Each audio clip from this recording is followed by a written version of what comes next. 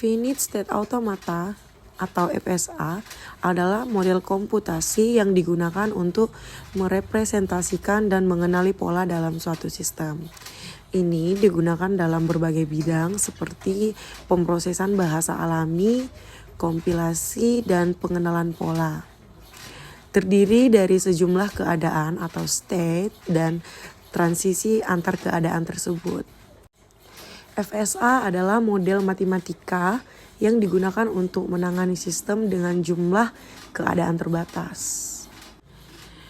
Dinyatakan sebagai key, elemen, delta, key0, F, di mana key sama dengan himpunan keadaan, elemen sama dengan himpunan simbol input atau alfabet, delta sama dengan fungsi transisi key X elemen menuju Q.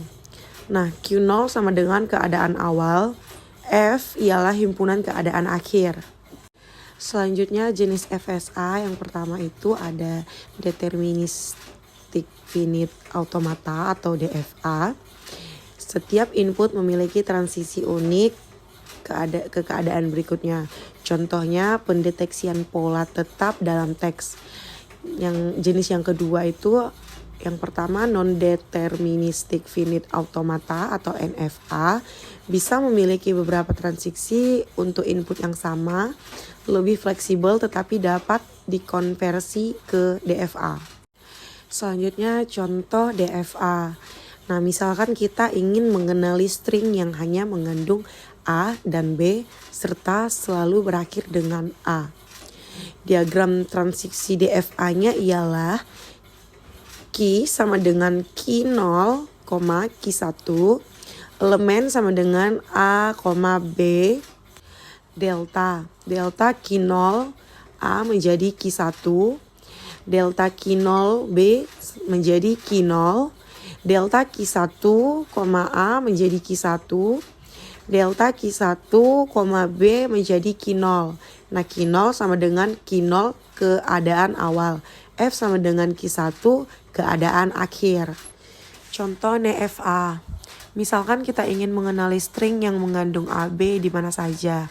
Diagram transisi NFA ialah key sama dengan key 0, key 1, key 2, elemen sama dengan A, B.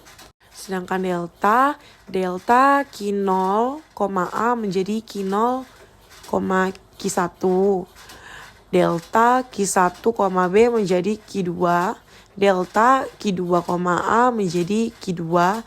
Delta key 2, B menjadi key 2. Key 0 sama dengan key 0 keadaan awal. Sementara F sama dengan key 2 keadaan akhir. Konversi NFA ke DFA. Setiap NFA dapat dikonversi menjadi DFA menggunakan metode subset construction. Nah, langkah-langkahnya ialah yang pertama, tentukan himpunan keadaan baru sebagai kombinasi dari keadaan NFA. Yang kedua, tentukan transisi baru berdasarkan transisi NFA. Yang ketiga, tentukan keadaan awal dan akhir baru. Contohnya, ilustri konversi diberikan dengan tabel transisi. Aplikasi FSA compiler ialah menganalisis kode sumber dan mengenali token. Pengenalan pola ialah digunakan dalam OCR dan speech recognition. Pemrosesan bahasa alami atau NLP digunakan dalam analisis sintaksis dan leksikal. Yang terakhir robotika dan lot digunakan dalam perancangan sistem berbasis keadaan. Kelebihan dan kekurangan FSA. Kelebihannya yang pertama itu mudah dimodelkan dan divisualisasikan. Yang kedua, cepat dalam eksekusi karena hanya membutuhkan transisi keadaan. Kelebihan yang ketiga, digunakan dalam berbagai bidang teknologi.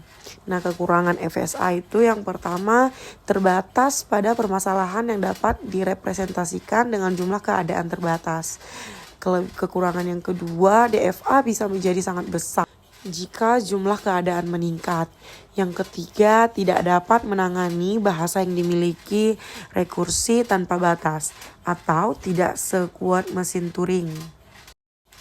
Selanjutnya, kesimpulan. FSA adalah model komputasi sederhana yang berguna dalam berbagai aplikasi.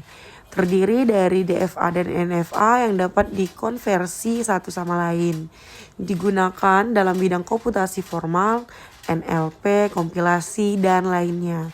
Memahami FSA membantu dalam pemahaman lebih lanjut tentang teori bahasa formal dan automata. Slide selanjutnya ada referensi. Seperti yang saya tampilkan, saya dapat dari berbagai sumber.